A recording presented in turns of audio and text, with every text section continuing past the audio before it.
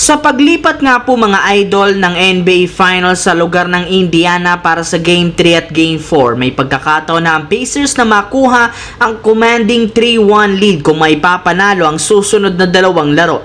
Pero bago pa man mag-umpisa ang Game 3, humarap muna nga ang Pacers sa isang hindi magandang problema matapos mag-viral ang isang video habang paika-ika maglakad si Haliburton. Ayon sa balita, nagtamo nga ito ng injury sa paa. Ngunit mismong si Coach Carlisle na ang nagsabi, inaasahan niyang maglalaro si Tyrese para sa Game 3. Sapat na rin naman ang ilang araw na bakasyon bago ang susunod na laro para tuluyang makarecover at maging ready sa magiging bakbakan muli. Pero aminin man natin sa hindi, kahit man kaya na nitong maglaro, hindi pa rin naman natin may kakaila ang katotohanan na magiging limitado ang kanyang galaw dahil sa kanyang injury. Samantala, matapos nga pong mabigo ang Los Angeles Lakers sa kanilang kampanya ngayong off-season, inaasahan na maraming players ang matatanggal sa off-season. Kumalat na rin naman ng mga nagdaang linggo ang balita na posibleng isa sa mga mawala dito ay si Austin Reeves. Kung inyo ngang matatandaan, sunod-sunod nga noon ang pagsilabasan ng balita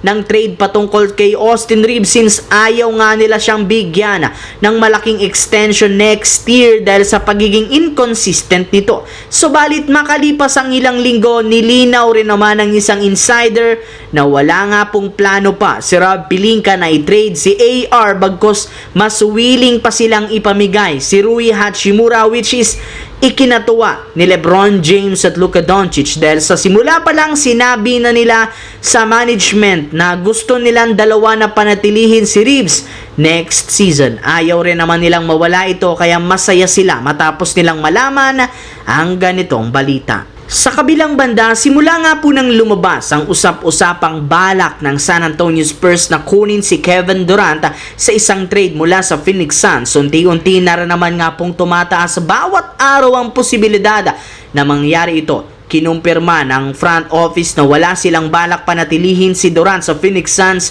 at kung sino mang team ang may pinakamagandang package ay siyang kakausapin nila sa isang negosasyon. At ang sinasabing team dito may pinakamalaking tsansa ay ang San Antonio Spurs. Desperado nga ang team na ito na gawin si Durant bilang kanilang pangatlong superstar para kina Victor Wembanyama at De'Aaron Fox. Naniniwala sila na si KD ang huling pyesa na tutulong sa kanilang team para maging isang ganap na championship contender next year. Siyempre, may ilang mga analysts ang nagsabi na kapag nakuha ng Spurs si KD ngayong off-season, siguradong mas magiging isa sila sa mga teams na kinakatakutan hindi lang sa West, kundi pati sa buong NBA sa pagkakaroon nila ng isa sa pinakatalentadong Big 3 sa NBA history.